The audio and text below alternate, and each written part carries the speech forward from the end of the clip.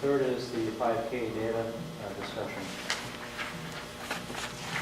Dawn Weimel reached out a couple weeks ago and asked to compile some 5K data. And those three pieces are the dial, and the dial is the kindergarten screening piece. So in other words, typically kindergarten registrations in January, kindergarten screening then of those youngsters that registered is in February or early March. So that's what the dial is. The second piece is the first week of kindergarten screening benchmark data. Basically what that assessment looks like is a check on the alphabet, so letter recognition, shapes, and I believe numbers and writing their names. It's 4 or 5 very rudimentary skills. And then the last piece is the first trimester behavioral, social markings from the report cards. Longitudinally, we were able to collect data from the incoming kindergartners, so that's 2014, and then the classes going back, so the incoming kindergarten, this year's current kindergarten, this year's current first grade, and this year's current second grade for the dial. Most of the first week benchmark stuff is shredded once the kids leave the teachers, and so this is just this current kindergarten. And then the social behavioral piece, we attempted to get 3 years worth of data. And that doesn't necessarily reflect all 3 buildings with that. It's based on what was available in the database. So Mrs. Hoppy basically analyzed all the data. I put the request and communicated with Dawn about the types of data. And I don't know if Kathy wanted to add anything about how you compiled the spreadsheet. Just a few points. Just note that the scores from the dial 4 is what we used in 2014. The teachers and counselors wanted to move from the dial 3 to the dial 4, so we did do that. The preschool students, the title preschool students are not in the 2014 data yet because they'll take that a little bit later. So that's a key point there. And then under the first week data, I put underneath, or like colors, 8 out of 8. That's what I determined was the proficiency. No real science to it, but just to give you an idea of what the cutoffs were. That's what I put there. And then on the back, I just looked because it's a 1, 2, 3, or 4. So then any students that didn't receive a 3, that would have been considered a proficient would be a 3. So that's how I determined that. Not really scientific, but just to give it a point for where we could look at students being within the acceptable range. I thank you for putting all this together and the staff that helped you in the buildings. I just thought it was really important that we look at, besides the financial gains that we can receive from 4K, but also just looking at where our students currently are performing. We knew from, I believe it was over the summer, that we had looked at where students attend for 4K and how many students aren't, and we knew that 40% of our population wasn't attending somewhere. So I was just curious that how does that look when they come into our schools academically, and social emotional needs also are another thing that we know that are important to look at. And then I think what we had decided too was that the students that were in the title preschool, then we would follow them, like we'll continue to add this data, to add the New Year's data, and then also keep sort of a line to say, okay, where are those students who did have an opportunity to do that. So.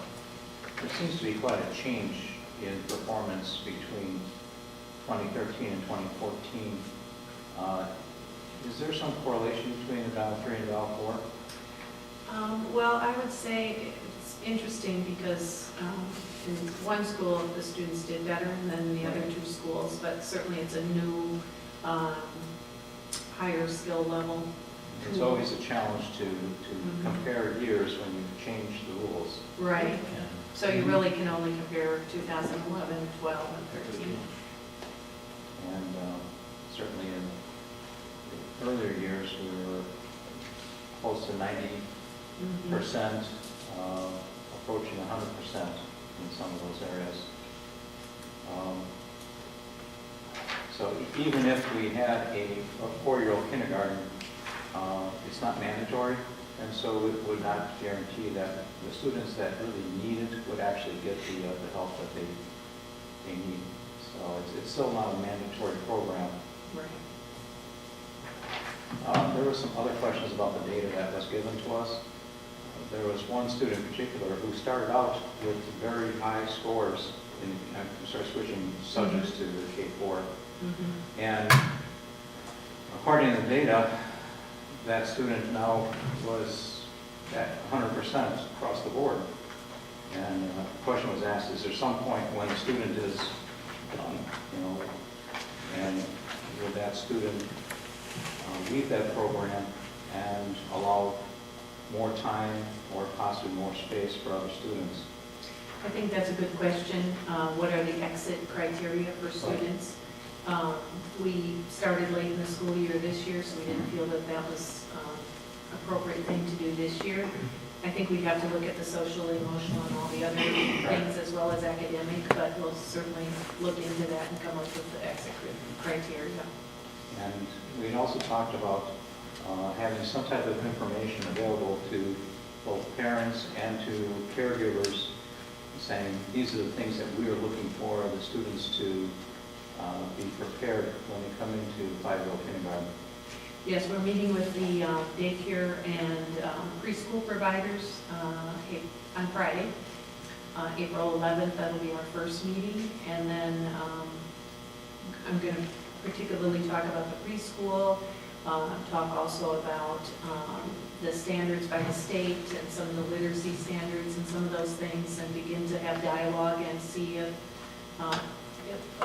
well, this should be something we should post on our website, saying, parents plan ahead when your child comes into 5-year-old kindergarten. These are their expectations.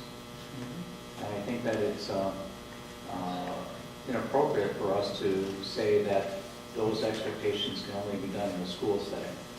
Those expectations, I'm sure, can be done at home if the parents are so willing to do, able-bodied to do, and also know what to expect. And we attempted to do that with the preschool when we put out the information about the preschool students, so that the parents would have an idea of what are the things that could be things that you're looking for or working with at home. So in looking further, and it'll be interesting, I think, highlighting and coming away on Friday's meeting with what are some of the questions and key points or discussion points with the daycare, then maybe making something that's a little simpler after really looking at that 4-year-old kindergarten pieces. I mean, the book is about 100 pages thick, right. So taking something out of that from the meeting on Friday is a good idea, I think. So. Okay. Is there any other questions?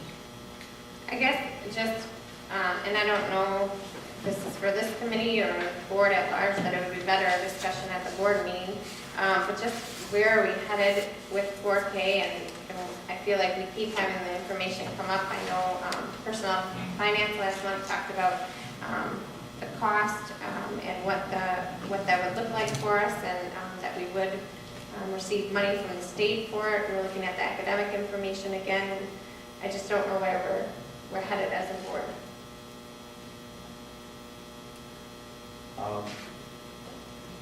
Things that I've stated, we need to identify, is there truly a need? Not a want, not is this convenient, but is there a need in our community for students? And I'm not seeing that dramatically shown.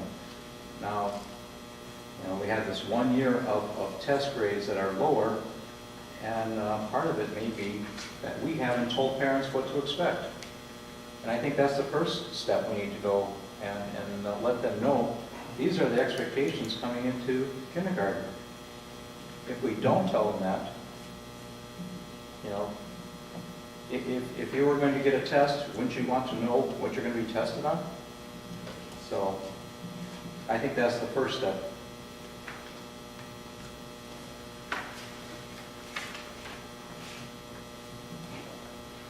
I hear what you're saying. I think that because you have an election and you have a new board member coming on, I think it would be better to talk as a new board next month to discuss the progress of 4K and what we're doing with it. That'd be probably the better approach to take. Not that I'm saying when you said Paul's wrong or anything, I'm just saying the better approach is to discuss it with newly elected officials included in the discussion to see what direction to go. So let's hold off a month. We have our new board member seated and nothing's going to happen in a month anyway. So we have some new data to look at, and I think we'd be better off discussing as a new board as to what the direction is. Motion to adjourn. Second. Done. Turn it over to Mr. Jensen.